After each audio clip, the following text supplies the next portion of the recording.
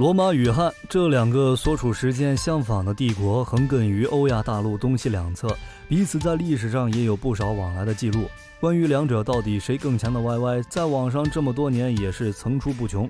今天我们不谈那些复杂的东西，而是着眼于他们征战四方所用的武器。在两国的军队库房中都存在着一些独特的武器，比如盾牌。罗马有大盾，汉代有钩箱。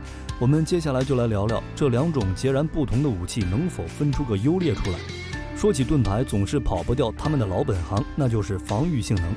罗马大盾说实话看起来着实有些笨重，主要是这玩意儿实在是太大了，正面看着就像是棺材盖儿。不过别看样子有些尴尬，罗马大盾可是罗马军团的核心战斗装备。从共和国到帝国时期，罗马大盾一直在发展。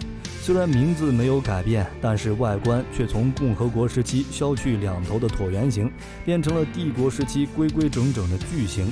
罗马大盾平均高125厘米，宽78厘米，能遮住人2/3的身体，只留下小腿和头颅上半部分在外。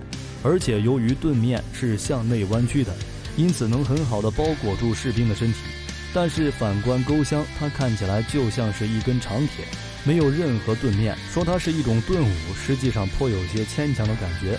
钩箱由两部分构成，钩分为上下两个，相中间护着把手的位置，构造非常简单，所以在防御力层面没什么可说的。钩箱压根儿就不是为了防御而存在的，实在是没办法和罗马大盾相比。仔细想想，它连盾面都没有，对面一轮箭雨就给它射成豪猪了。但是这两者又是那么相似，因为他们同样都具备了很强的进攻性，绝对不是为了单纯的龟缩防守而生。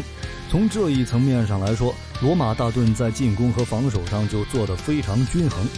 根据罗马部队的整体装备来看，他们整体的作战思路都是围绕着罗马大盾来设计的。比如说格拉迪乌斯铁剑，从一开始的80厘米一度被削减至37到56厘米，并且罗马大盾上特别设计了盾帽。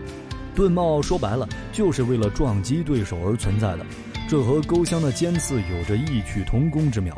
在进攻时，罗马大盾有着很强的灵活性，如果敌人要进行劈砍的动作，士兵可以把大盾从正面移动到侧面，给自己留下劈砍的空间。可是如果进行戳刺的话，那大盾就可以一直保持在身体正前方来保护自己。而且最恶心的是，罗马大盾的绝招，也就是防御力只能用离谱来形容的龟甲阵。这种阵法在当时真的是刀穿不透，剑砍不烂，关键是人家除了龟还玩轮换，前方累了就换人下去休息，敌方实在是啃不动这个硬骨头。远程格挡加100%，近战格斗加120%。很长一段时间里，罗马军团就依靠着这些优势，稳稳占据着步战王者的位置。反观钩箱就显得非常直接了，在使用时和罗马大盾非常相似，都是一手持盾一手持剑，并且钩箱的针对性非常强，它的出现就是为了克制戟。戟作为战场最常见的制式武器，这玩意儿实在是不好处理。钩箱算是给戟彻底玩坏了，它的钩子可以勾住对方的兵刃，以利于自己的兵刃杀出。如果万一没有勾中，它前面设计的凸尖可以直接进行推挡和刺击。在汉朝的石碑上，我们可以看到钩箱往往会在阵列的后方躲避敌方的 AOE 输出，等到戟兵上前后，钩箱才会从队伍后方出来进行压制。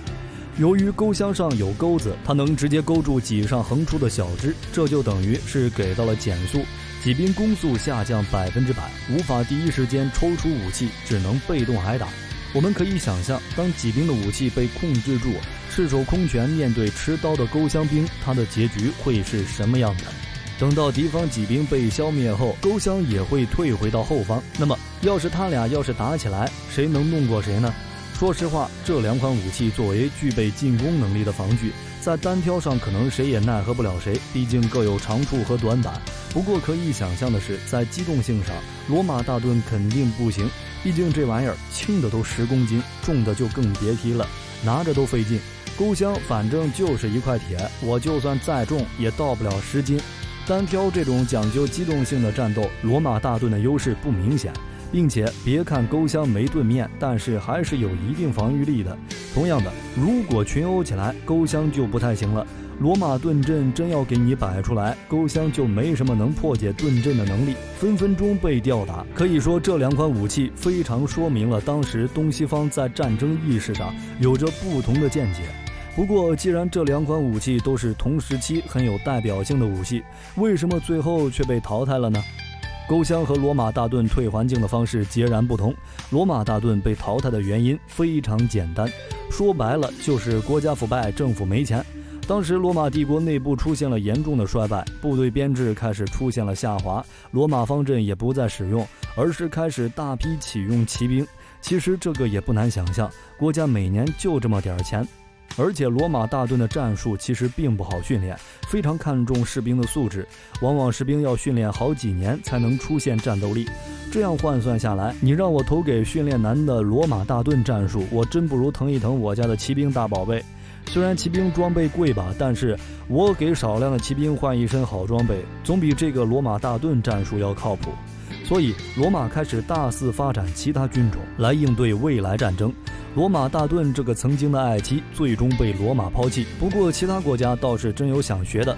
不过看了看大盾的身材，直呼这他妈也太大了，这要是学回去了，我还要重新打造新的军事体系，拉倒吧，我也不学了。就这样，罗马大盾最终走向了没落。勾襄的命运相对就尴尬了许多，它就是针对己的一款武器。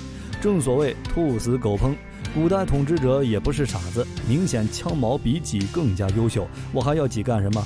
所以戟逐渐地消失在了历史的舞台中。